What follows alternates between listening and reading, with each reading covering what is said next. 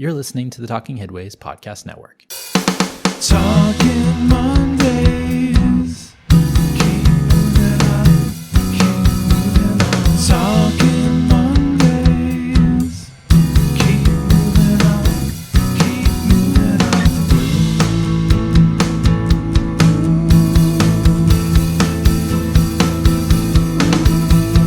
Talking Mondays. Keep moving on. Keep moving on. Happy Monday. This is Mondays at the Overhead Wire, sponsored by our generous Patreon supporters. I'm Jeff Wood, your host, and joined by... Tracy McMillan with Nelson Nygaard. Hey, Tracy. Hi, How are Jeff. you doing? I am doing well. It's been a long time. It's been a bit. Not too long, but it's been a bit. I know. What have you been up to? Well, working, enjoying a very nice spring in Arizona. It's been really beautiful here, and so that's nice. It's been our first spring in the valley, and it's been gorgeous. Really beautiful trees blooming and stuff, but getting ready for a warm summer. Yeah. That summer is, I think, what the snowbirds come down for those springs and the falls, I imagine, but in the winter for the most part. But that summer, But then they fly away. They fly away for the summer. So I'm guessing there's lots of air conditioning going on. Yes. Yeah. Yeah. But it's okay. It's been really nice to be here for the past almost year, to get to know life in the valley and to understand, the climate patterns, and as different as they are, and everything in the valley, including, all the politics and such. Yeah. Oh, yeah. I'm sure that's interesting at the moment. Yeah. Ninjas everywhere. Oh my gosh. Brought it. Any transportation adventures or anything? We are doing a road trip as a family, kind of a remote work trip for a little while this summer. So that'll be fun, exploring Oregon and Washington. I'm doing research on trails. We're going to be in the Klamath Falls, Crater Lake area for a little bit. And there's, I think, the longest Oregon rail trail in that area. So I'm looking forward to riding that and looking for other adventures, Discovery Bay Rail Trail. You know what I thought about when you said rail trail? I love rail trails. Obviously, they're super great, but I was like, man, I wish I could go and run those trails still. And then you said, I'm going to ride it. And I was like, oh, that's how I do it. I can get on the bike. Right. I'm not running the trail anymore, but maybe I can bike it. That's right. Yeah. Maybe I'm going to walk the dogs and then ride the trail. Yeah. So researching those adventures and yeah, it's been great. I've had some actually finally in-person meetings over the past couple of weeks. How's that felt? It's been great. Oh Yeah. my gosh. To sit across the table from someone, that's been fantastic. Yeah, I'm fully vaccinated. They're fully vaccinated. We're good. Nice.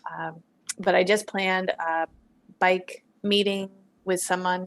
So we're going to ride around Tempe so they can give me a tour of what's going on in Tempe. And then I also just planned a walk and talk with someone for very early this Wednesday morning because it's going to get warm. Yeah. So we're meeting at 5:30. In the morning? Yeah. That makes sense. Yeah. It's a business development happens early here in Arizona in the summer.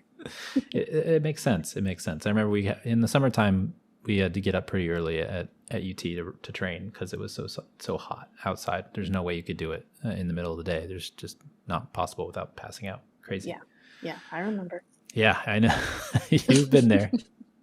Well, Tracy, we've missed you. Thank you for coming back. And we've got a great show to talk with folks about this week. This episode is number 90. So we're almost to 100. We're getting closer. Wow. That's pretty exciting. Shut-ins Anonymous 101 is in session. I mean, the Shut-ins Anonymous came from the beginning of the pandemic when, I know. That first week that you and Chrissy and I got on the horn together and we're like, what's going on? What's going to happen? We had no idea, but we started the Shut-ins Anonymous, and now here we are, almost kind of blooming out of the pandemic a little bit. Yeah. Could you believe when you started using that catchphrase for us that you would continue to use it for over a year? I had no idea. I thought it was like going to be a couple months thing maybe when it started. And then it just, then the reality set in that we needed a vaccine and we needed all this stuff to happen to go right for people to be safe again. And here we are, which is pretty great. Yeah. Even though I had to get jabbed by needles. I hate needles so much. Actually, my second jab a couple weeks ago, I'm just not a needle person at all. And I didn't have a reaction like from the vaccine itself. I think it was just the needle. And so, I sat there for my 15 minutes and I got up and we went to the bus, and then I got on the bus, and then I got on the bus and I got really warm, and I felt like, that feeling before you're going to pass out. And I've done it so many times that I know exactly what it is. And I'm like, okay, we went one bus stop on the 49 and I was like, I got to get off. And so I laid in front of the Opera House for probably about 10, 15 minutes. And that was fun. And then we walked back to the J and kind of cleared my head a little bit, but I think it was the needle, man. I think it got me. I think it got me. But other than that, I didn't have any adverse effects, which is good. But yeah, that needle.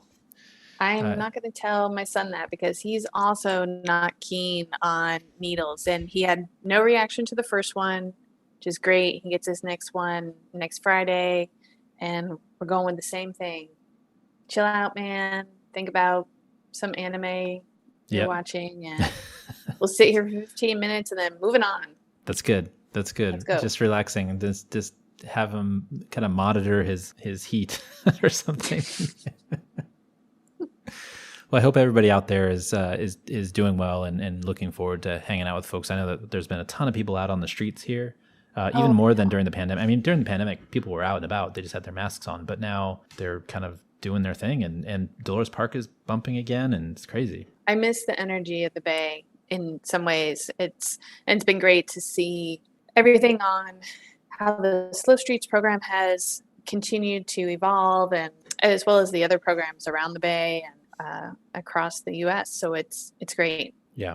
People, and it will be great to see how things continue to evolve and change, and what that may mean in terms of priorities for locations going forward.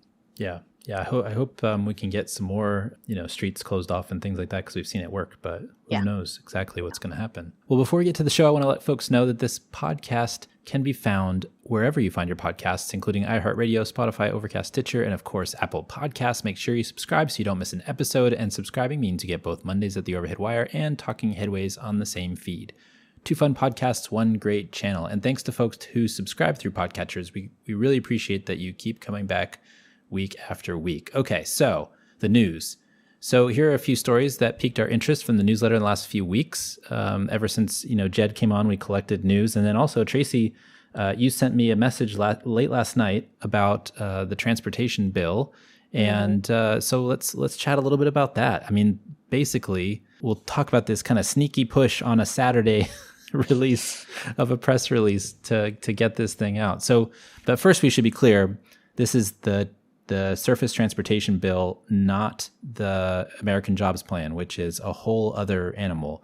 So that's the big 2+ trillion, maybe 1.7 trillion, whatever they're negotiating now, trying to get bipartisan support. That'll never happen, in my opinion.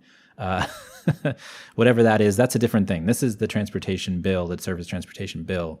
It gets reauthorized once every few years. Usually it was like once every 6 years or something like that before. I think that was kind of the general thing. But then previous iterations kind of got extended because there could never come to an agreement. So with that being said, I saw it, what you sent last night. I was a little skeptical because A, it came out on a Saturday, but B, it also said bipartisan. I know. And so you have this press release from Senators Carper, Capito, Cardin, and Kramer, the 4 Cs, and they're from Delaware, West Virginia, Maryland, North Dakota. And they've come up with this bill. So, I guess they have to do this authorization because the current one we're on ends at September. What did you think about when you first read this and first kind of dove in? One, I'll say I haven't done a dive in too deeply in looking at Karen Whitaker's analysis. Karen Whitaker from Association of Pedestrian and Bicycle Professionals. She's their policy lead, and she has done the deep dive, which is great. And I'm looking at her snapshot. Like you, I was shocked, happily surprised, shall we say, that it says bipartisan, and it sounds like it is. And given the current political climate, that seems amazing. So maybe cooler heads are prevailing right now, but we shouldn't count on that to continue. I think overall, it's in line with, I've just been happily and cautiously watching what's been happening at DOT with the new administration. And this is following that. Hopefully there are people who are talking to one another and taking what information is being provided to them by cities, communities, states, regions, and actually reflecting it into the bill. It's interesting that you're super optimistic about it. I got 2 press releases today from NACTO and T4 that were like, not sure about this one. Really? Yeah. I haven't had time to read those. So. Well, the bill is for $305 billion for highways, roads, and bridges, as it says in the press release. According to our friend Tanya at Politico, the bill would increase highway funding by 34%. But we also have to consider that Environment and Public Works, this committee that these folks are from, they're the ones who have to, EPW has control over the highways and roads, and then some other committees will take care of transit, freight, safety, and those types of things. So I guess with what their rules are for the committee or what they're charged with, that's their goal, is to probably increase funding for whatever it is they're overseeing. And I'm frustrated by that, just that simple thing that you can't talk, you can't focus, that these committees are only focusing on these small pieces and not the interrelated aspects of it. And sometimes I think about that and it tells me like, oh, we're so screwed with all this stuff. Never comes quite together. But there was some cause for some good signs. I mean, T4 had the good, the bad, and the kind of the ugly part of it. They were like, these are the good pieces, these are the bad pieces, these are the ugly pieces. And at the end, I think it was Beth probably that was writing the part of this, and then with her communication staff, but at T4. But she was, at the end, it was very kind of, it was a positive spin on something that I feel like was somewhat negative, in that these things that are not right with this bill can be fixed. The amount of money that goes into roads, for example, and expansion of highways, not just fix it first and those types of things. So, I like that you looked at this positively and went in and were like, this is a positive. And I saw these 2 press releases, and then I was like, I'm interested to hear what Tracy thinks about this. Well, and I think, it's interesting looking at Karen Whitaker's assessment, or the kind of the brief breakdown that she's given, and maybe because I'm biased in this way, in looking at it from a safety perspective, as well as an active transportation perspective, vulnerable road user perspective, it has made significant improvements, and there are elements of it that are reflecting an effort to make a shift in culture and maybe some fundamental shifts in funding. In policy and funding, and I'm sure Transportation for America would look at it that way too, and maybe just say it's not enough, and maybe it's too early for them to put out a press release that would say great job. Maybe their position would be to continue to say we need more, so that there is an immediate compromise. I think for any first draft, you probably have to say, okay, well, maybe this is a good start, or these are the things that we need to work on, but let's get to work on it. It's not going to be a done deal. Nobody's ever going to release anything and have everybody be happy. And so I think as a first step, it's probably a first step. And so moving in that direction is the right direction. And coming up with a framework at all is probably better than nothing. Especially when the reauthorization is supposed to come up, like I said, in September. So they've got a little bit of work to do before that happens. I will say that here, so you want to hear what NACTO said specifically in their little press release, and I'm paraphrasing part of it, but it's the part that I took away from it. They said at a moment where we need robust investment in safety, local streets, and transit, the bill preserves vast amounts of funding for highway expansion. It also continues the broken system of cutting cities out of decisions that directly impact their streets and residents. By continuing to funnel most federal transportation dollars through state DOTs, with no required input from cities, publicly funded projects will have no obligation to reflect local priorities. Much of the deadliest streets within city boundaries are outside of city control and will remain so in this bill. So that kind of gives you NACTO's perspective, obviously. It's a very National Association of City Transportation Officials. So they're like, we don't want the DOTs at the state level to have so much say in this. And then T4 says, while there are definitely some things worth praising in this bill, it's a lot like summer of 2019, when the same committee passed a status quo bill that would make our climate and income inequality, economy, safety, and health much worse. So with that being said, though, I think what I want to do from these press releases, and I wanted to share with folks some of the good things that were in here as well. So if you'll bear with me just a sec. So some of the good things in there that T4 had talked about was there will be more regular updates to the MUTCD. Obviously, we had this massive push to make comments, and 25,000 comments were made for the MUTCD, which is the Manual on Uniform Traffic Controlled Devices. I always have to kind of try to say it slowly so I can get it out correctly. But basically, it's the rules of the road, how we design our streets, how we can design better streets is all controlled through that manual. And so having that updated more frequently is a positive step. It requires states to spend active transportation dollars directly on active transportation. So I imagine that, folks who like getting more active transportation money are going to appreciate that it's not going to go to some car infrastructure. So limiting that's a good thing. Karen points out that the transportation alternatives funding would start at $1.3 billion in 2022, up from $850 million where it is right now, to increase to $1.4 billion in 2026. That's pretty good. That's a pretty good increase. I wish we could just take all that highway money and put it in there. Baby steps. So supporting measuring multimodal access to jobs and essential service, which we'll talk about in a little bit. And then also a pilot program to measure access through the procurement of useful data, which we'll talk about in a second. So those are some of the good things. And so some of the bad things here are that they're creating a carbon reduction program that allows states to completely opt out or transfer 50% of the funding they wish to opt out. So allowing people to opt out of something like that, it seems antithetical to the idea of a program like that. All the freight funding is for highways and not multimodal. So there's a problem with that necessarily all the money would be going to freeways and highways and freight through trucking. I think that's something that obviously people want to fix in terms of greenhouse gas emissions. If we're going to get more multimodal, try to get our freight on other modes of transportation, trains, et cetera. Exempt states from measuring greenhouse gas emissions. I wouldn't want to exempt anybody from measuring that.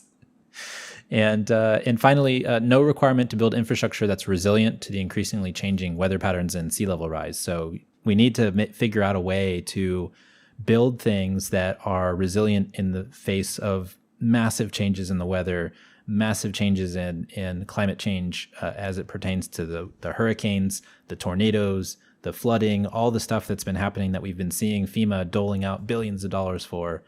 We need to make those so that we don't have to rebuild them every single time there's a massive event.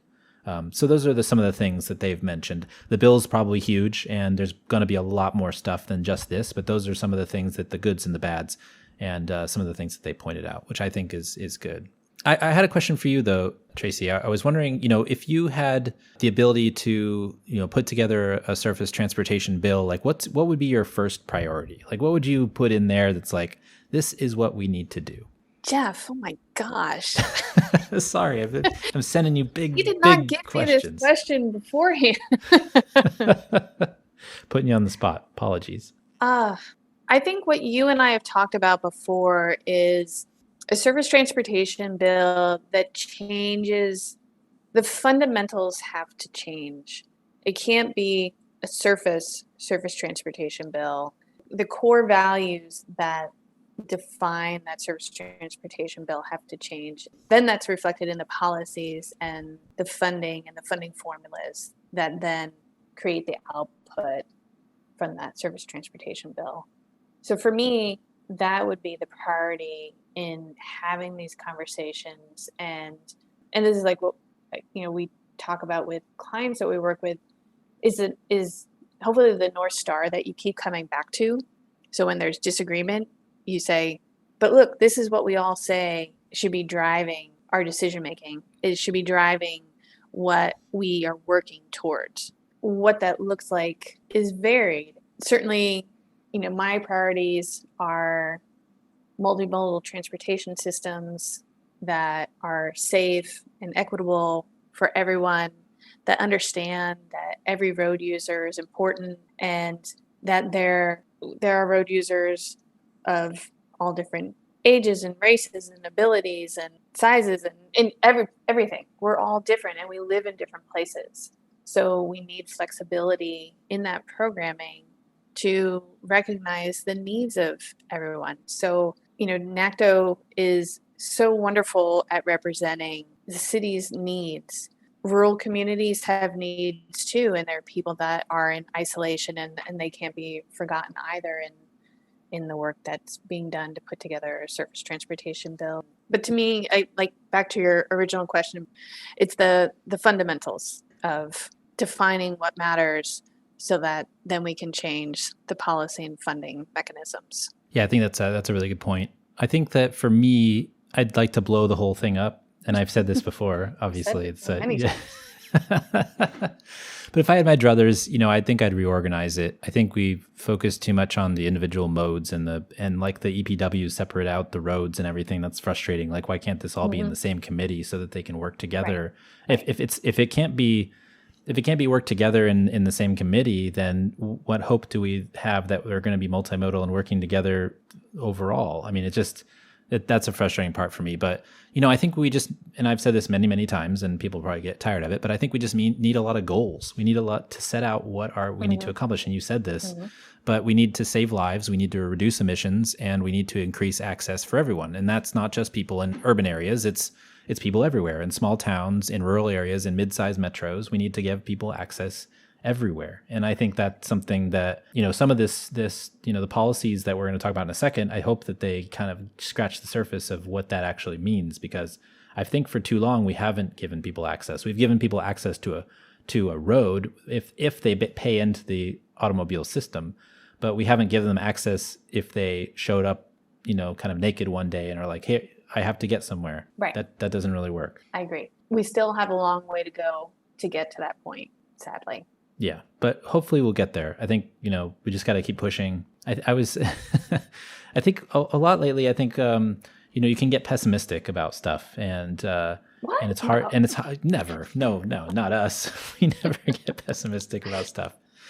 And it's hard to stay positive, but I think you just kind of have to keep going, and you have to keep pushing forward. It's like hitting the wall in the marathon, right? Like once you hit that wall, you're like, okay, I've done this before. Or maybe you haven't, but you know that you can do it. You just have to tell yourself that you're going to do it. There's a way forward, and if you just give up, then there's no point in moving forward at all. So why do that? Just like when you were laying on the ground outside the Opera House, feeling not great. You're like, I can get through this.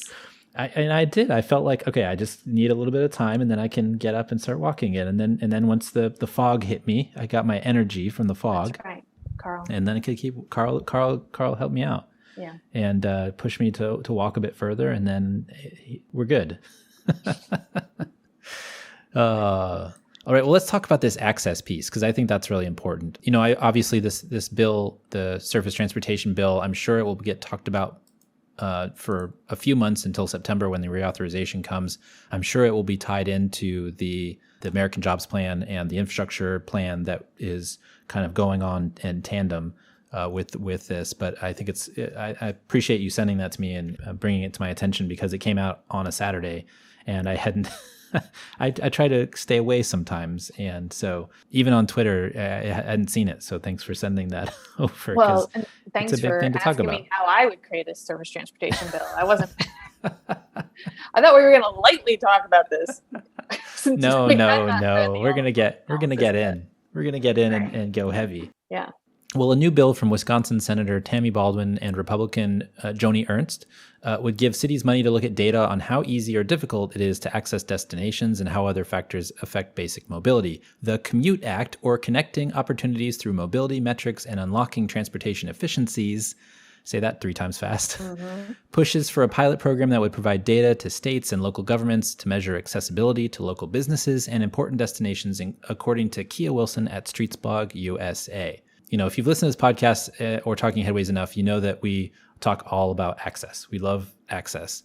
And I think this is a good step in the right direction. But I personally would want it to be more than a pilot. The University of Minnesota has done so much with their accessibility observatory. There's so many people working on this, Brookings and CNT and others, you know, many people working on access, doing it for a long time. I think we should be past the pilot program, right? We should be doing something bigger. Right. To your point, like, why is it a pilot? Yeah. Why? Yeah. And why? Yeah, exactly. With why is it a pilot? fancy acronym, always an acronym. What is it with federal bills and acronyms like this? I don't know. My favorite one was Safety Lou, yeah. you know, legacy of users, which is actually, I think it was Don Young's wife's name was Lou. And so he wanted to wanted to immortalize her in a transportation bill. I don't know if that says love or bad infrastructure. Who knows? But what would the access bill, I think, for me, I'd like to see this coming, you know, by income, where people are living, shopping, working, how we're spending money to get people to where they want to go. I think if we could do this thoroughly, we'd have an amazing picture of how we subsidize some trips and underfunded other trips at the expense of others. I think we could, with this kind of data, I think we could design a system that really works. And without going too far into like just using data, obviously you need the data and you need the, you know, talk to people. You need to have that robust public talking connection. to people is data. That's yes. One of the things that is always frustrating and has been forever and ever and continues to be, despite the amount of big data that's out there and the ever-growing amount of data, isn't necessarily data that's answering the questions that we need or want to answer. And we're not able to pick up the fine-grained aspects, and we're missing people in the conversation. And we continue to rely on quantitative data to try to answer all these questions, and that's a failure. And we have to recognize that data can take many forms. It's not just something that you can quantify that has a number associated with it, and that it has to be comprehensive and inclusive. So if this can help in that regard, that's great. But it has to be, to your original point, it shouldn't be a pilot. It has been piloted. There's been plenty of research on this so far. Are you worried that it will be all quantitative data and not qualitative data? I think that'd be my biggest concern, is that we're just going to go into the big data stacks and try to do something that's easy, because qualitative data is hard. It might be easier to program. I mean, quantitative data could be super hard too. You got to clean it. You got to make sure that you're getting the right inputs. You make sure you're asking the right questions, like you said. But qualitative data, that takes a little bit more effort sometimes than having somebody sitting in a room pulling something down from the cloud. I don't necessarily have that concern yet, because I want to do more research on what is discussed in terms of the data that would be accessed. Mm-hmm. But I think it's an important point to raise and to keep elevated, that there are always holes in data, and there's always information that's absent. There's this desire for data-driven decision-making, which is really great in some regard, but you have to make sure the data is comprehensive and inclusive. And hopefully, again, this is filling that gap.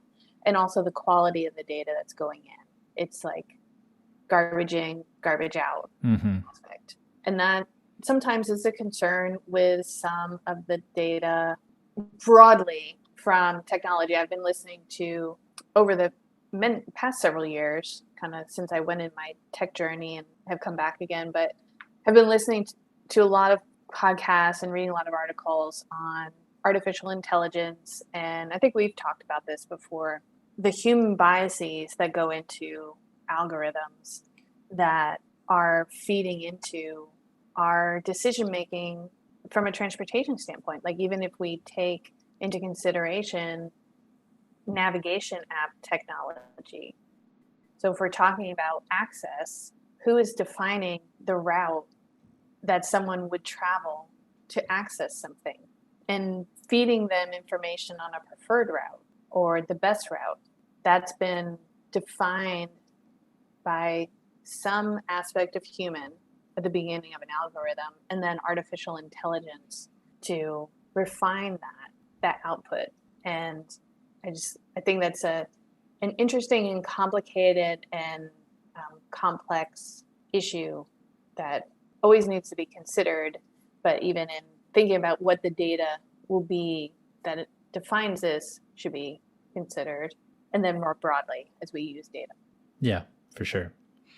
I would highly recommend folks go back and listen to Jeff Boeing's episode of Talking Headways. He was on the show talking about a lot of different interesting things, especially how in housing, how the apps that we look at, Zillows and the Redfins, et cetera, have their own biases built in because of the people that use them and how they steer people a certain direction and things like that. So we might think that they're unbiased observers and collectors of data that spit out stuff, but it's actually not, because of what you were talking about in terms of the unbiased actors that are putting in the data. Definitely something to take a listen to if you get a chance. And that's an important topic that hopefully we'll get to talk about more in the future. And I'm sure there's lots of people working on it too that make it important. Jeff, what was your thought on this? On the COMMUTE bill? Well, I mean, I would like it to be not a pilot. And I think that ultimately we need to have these systems in place that allow us to measure people's destinations and then by all of these different variables to make sure that everything is kind of more equal. There was I think we talked about that on the Monday show, maybe like a few months ago. There was a study coming out of Brown University talking about how people who are traveling to shopping centers, for example, low-income folks travel to more low-income shopping centers, and the higher-income folks will they don't mix, right? So there's travel, but then there's this travel that doesn't mix. And so you have this bifurcation not only of your neighborhoods, like we talked about with Jeff and his work, but you also have this bifurcation by transportation networks and by transportation access. And so people aren't going to the same places because of whatever reason. And some of it's nefarious and some of it's not. But you have to take a look at the transportation system as a whole. And before that article, I hadn't really thought about that much. I mean, you hear about redlining, you'd heard about all the stuff that was happening since we read Crabgrass Frontier so many years ago for many of us in planning school. And, to think about it from the transportation perspective, you just think that somebody gets in a car and they can go anywhere they want. But actually, there's these access issues that have to do with the destinations and with how people filter themselves and how people get filtered through numerous policies and plans. So I'd hope that data that gets pulled in starts to kind of unravel that question of equity as it pertains to transportation networks. Yeah, I agree. Shall we talk about lumber? Oh, yeah. Lumber prices have skyrocketed in the past year thanks to soaring demand from the housing market and bored pandemic DIYers, but the industry never saw it coming and has been shrinking the last 12 post-recession years, and people thought the pandemic would make it worse. The lack of inventory has turned lumber into a precious commodity and spurred memes and TikToks about the high prices, which are predicted to hold until at least November. This was by Emily Stewart in Vox. This is kind of crazy. I mean, basically, the lumber industry thought that it was going to be kind of a rehash of the Great Recession. And so the Great Recession was because of these strange financial instruments that were created off of bad mortgages and crashed the whole market. And so they saw this as the same thing. And so they might have gotten rid of some of their lumber mills. They might have seen a dip coming and gotten rid of some of their employees. But what actually happened was people were like, I'm going to DIY the heck out of my house because I'm stuck here. It is fun. The timing of this is perfect because I think it was just this morning I saw a meme that someone had put up, and it was like an abandoned old Porsche in a barn, all dusty and everything. And there was a piece of plywood, and the guy's like, oh my gosh, I can't believe I found this in this barn. There's actually 2 pieces of plywood here. No reference to the Porsche or anything like that. You know, it was playing off of this whole issue perfectly. And yeah. I mean, to give you an example of the costs, right? For years, the price of 1,000 board feet of lumber has generally traded around $200 to $400. And now it's about $1,000. So a new house that would have cost $10,000 in wood to get off the ground a couple of years ago now costs $40,000, assuming that you can get your hands on the lumber, says the article. So that's not an insignificant change in cost in building a house. My sister-in-law has been for the past few years looking to do a multifamily housing project in South Carolina. And I think they're now all of a sudden caught in this trap that the budget they had laid out for this project has just significantly changed because of this increase. Hopefully, you know, for her sake and for many people's sake, it's only relatively temporary, but it is a really interesting phenomenon, particularly in relation to the Fast Company article that you also shared on the capitalization of real estate. What has happened in the past? This is part of that, but it hasn't, like, this continued phenomenon of increased prices for production and renovation would hopefully temper some of the investor market in real estate. I don't know, because it's not my area of expertise at all, although I've purchased many homes. It's funny, you go into the Ace Hardware store, you see if you go in the basement on Market Street in San Francisco, there's just tons of lumber sitting around, and you're like, oh wow, that must be really, I didn't even look at the prices. I probably should have, to see how much it costs, because it was, you know, just downstairs in the basement, just sitting there, and it probably was a fair amount of coin to pick up a couple of 2x4s. And I was like, you can't build a house with this, but there's probably somebody that wanted this or needed it, and the prices have gone through the roof. I wonder if that translates into the individual boards, or what it means for these small hardware stores and things like that. Yeah, I mean, they're not keeping racks and racks of wood and putting them in bags a while ago. You know, just like they've done with gas a couple weeks ago. I'm okay with boards in that. Well, so it's funny, you know, and during the pandemic, we made a flower box, or a planter box, and I just went on Craigslist and was looking for free wood, and there was a woman in San Francisco who, I guess she was just didn't want to clean off of her lawn, so she offered up, and I had, you had your pick of whatever wood you wanted, and it was free. And I'm guessing that wouldn't happen now, but it's pretty crazy to think of that there was like several, maybe there were 16 2x4, maybe 8-foot boards, redwood. And that's a valuable commodity now. But I just got it off of Craigslist for free back in the middle of the pandemic. So that shows you how much stuff has changed since then, which is pretty crazy. You mentioned the Capitalism Shaping Architecture article. I'll go into that now. In his new book, Matthew Soules documents how financial systems are reshaping the built environment for cities, from ultra-thin luxury towers that mostly benefit investors to zombie-like neighborhoods with empty homes. He details how capitalism is creating new types of urban forms. This was an interview that was done by Nate Berg in Fast Company.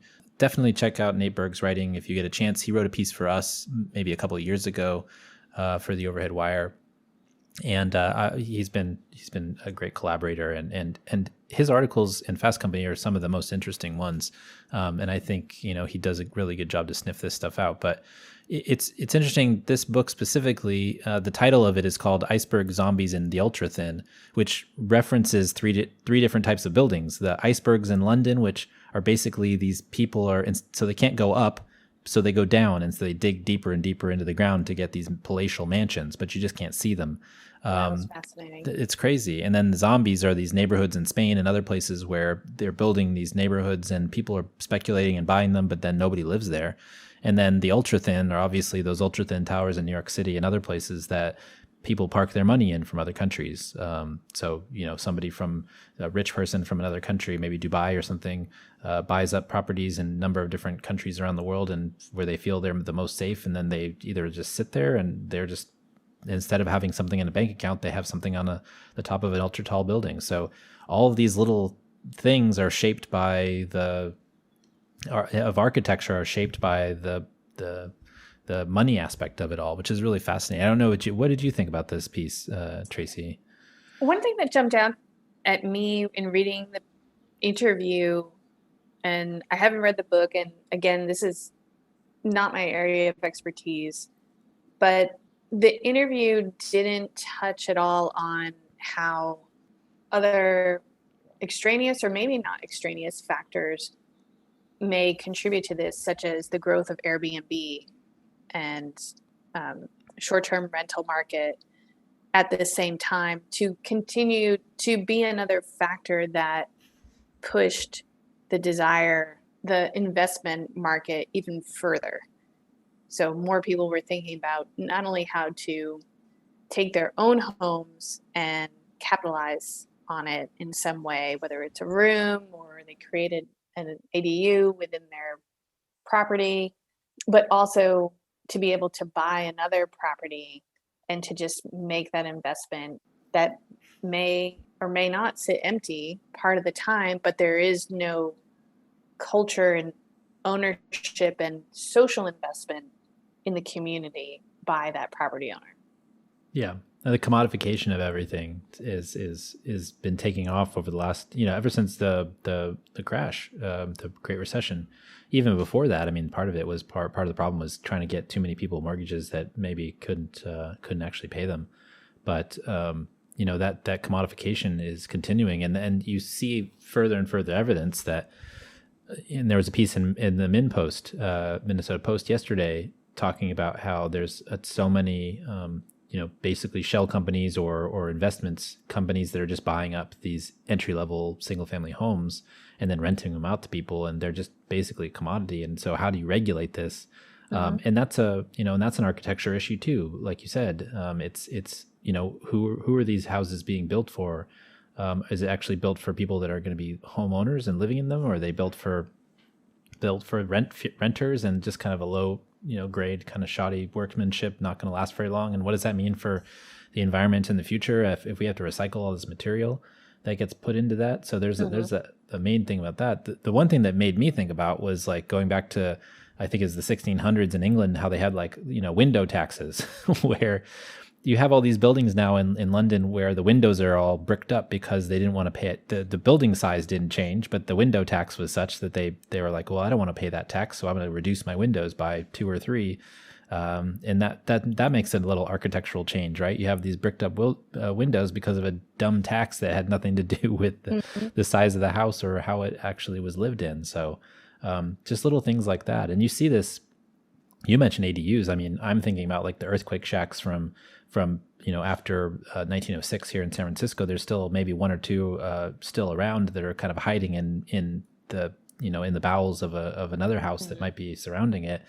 But like these ADUs now are popping up. Like, is that going to be a form of some sort when people look back on the 2020s? Is that like, oh, it's the ADU decade where all this boom in ADUs, because that's the only thing people could build in their backyards.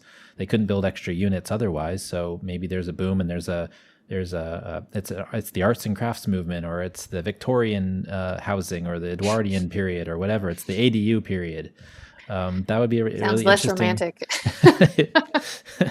Oh, I'm going back to the ADU period. It's rich. Well, I had no idea about this iceberg phenomenon, but knowing there was just on Twitter this weekend about protests in New York City about, shadow cast, which has been certainly discussed and debated and protested against in the Bay Area as well. That blows my mind and boggles my mind in many ways. That is a thing, but the answer is, we'll just dig deeper. If you have the money, dig deeper. I wonder if that would be an interesting, viable option in Phoenix. It's such a hot summer. Maybe digging deeper, you stay cooler for longer. You don't have as much heating requirements. Instead of going up 2 stories, you go down 1 story. Maybe well, supposedly we're draining the groundwater, so sure. Yeah, I saw that too. That's crazy. Yeah. That's bonkers. There's so much environmental degradation going on. And then there was an article in the New York Times. I think it was maybe Friday or so. Talking about how we're going to hit a population peak in the world because fertility rates are dropping and whatever. So maybe we'll be gone before the Earth, gets all heated up. We'll do the Stargate thing. There, I don't know if folks watch Stargate, but it's one of my favorite sci-fi shows. And there's an alien race who is basically the Roswell Greys, right? There's no jokes about it. It's just that's what they are, the Roswell Greys, and they're named after Norse mythology, and so one of the characters' name is Thor, and basically they're the smartest race of aliens in the galaxy, but they're not smart enough to save themselves because they've reproduced without actually reproducing for so long that their genetic lines have failed. And they can't actually take the DNA and make new species, so they just decide to implode themselves. And that every time I think about a population disappearing, I think about that specific show and episode. It's really dark. It's a really dark place to go, but it's what I think about. Well, it's interesting when was it Avengers Endgame with Thanos? Yeah. And he's like, there's only enough resources for 50% of the population of the universe and all that other stuff. And he's not. I mean, obviously, science fiction writers are. I think there's an element of nonfiction there. So yeah. There's both fiction and nonfiction. Yeah. Remembering which one is which. Yeah. I connected with that. It was like I had the same feeling as when I watched WALL-E. I was like, oh my gosh, they're going, wow, this is deep. It is deep. And everyone else is probably like, or a lot of people are probably like, oh yeah. But, and as a planner and transportation planner specifically, you'd be surprised how much WALL-E comes up in conversation, or not surprised because you're a transportation planner. Like the public health and planning. Yeah.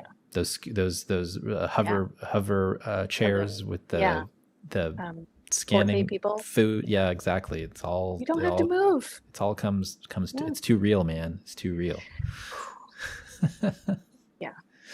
All right. Well, I want to be mindful of our time. So I think maybe we'll skip Dallas. Oh yeah. That's good. Okay. But yay, Dallas. Yay, Dallas. Good job, Dallas. Well, let me read this real quick. Yeah. I did want to ask you because, I mean, you're a Texan. So I do want to know what you feel about Dallas passing this new plan. Well, I think it's great. So Dallas City Council unanimously approved their first ever transportation plan called the Connect Dallas Mobility Plan. The plan will help officials prioritize future projects and policy decisions related to all modes of transportation. This was in the Dallas Morning News. I'm excited for them. That's great. Usually there's some sort of animosity between Austin, Dallas, and Houston and San Antonio as a triangle. But I think this is a good plan because I think they're focusing on the right things, and everybody should love a plan that actually creates a policy to a point to where you have a question about whether you should zig or zag. The policy actually tells you which way to go. That's a good way to be. And I think their focus on less roads, new infrastructure for active transportation, bike and hike trails around Dallas, focusing on sidewalks, for example. They have 45,000 miles of sidewalks are missing in Dallas. So focusing on all these active transportation issues, making Dallas more urban, more of a city, more focused on those urban transportation issues than expanding roads, I think is a big deal. So, hopefully this can be a North Star for them going forward. Yep. Okay, so this week and every week, I want to thank our generous Patreon supporters. You guys are awesome and keep the show going by listening and supporting each month. This show and Talking Headways really wouldn't be here without it, so thank you very much. And you can support the show by going to patreon.com/theoverheadwire. I've just sent out a scarf to a listener, and as well as a letter. $2 a month will get you some stickers and a handwritten note, which I just sent out, and $10 a month will get you a bus-only scarf. So if you want one of our bus-only scarves, you can go to theoverheadwire.com. And finally, I would be remiss if I didn't tell you about Raymond Unwin's 1909 classic, Town Planning in Practice. We did the audiobook, and go to raymondunwin.com to get a copy. You can listen to it like a podcast. It is great. So hopefully folks get a hold of that. So, and if you also, listener questions and comments, if you want to reach out to us and ask us a question, feel free to do so. Email me at theoverheadwire@gmail.com. I don't have any this week, but we do have some Puppies and Butterflies. Tracy, this is the part of the show where we talk about something fun, interesting, or maybe just didn't fit in the other sections. Do you have a Puppies and Butterflies? Oh, I don't have Puppies and Butterflies, although several of my colleagues have puppies right now, or monitoring puppies or fostering puppies. So we have actual puppies.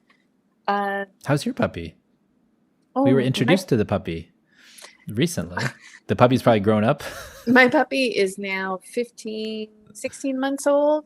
Mm-hmm. And she is, we call her Miss Chiff as a joke because she is a little devil. Troublemaker. Yeah. She doesn't like being left alone, even when she's not even alone. Angus was with her yesterday. Greg and I were out of the house for a little while, and I came home, and something that had been on my bathroom counter was then lying in the dining room floor, all mangled and destroyed. Luckily, it wasn't my watch, but yeah, she's adorable, but needs a little, yeah.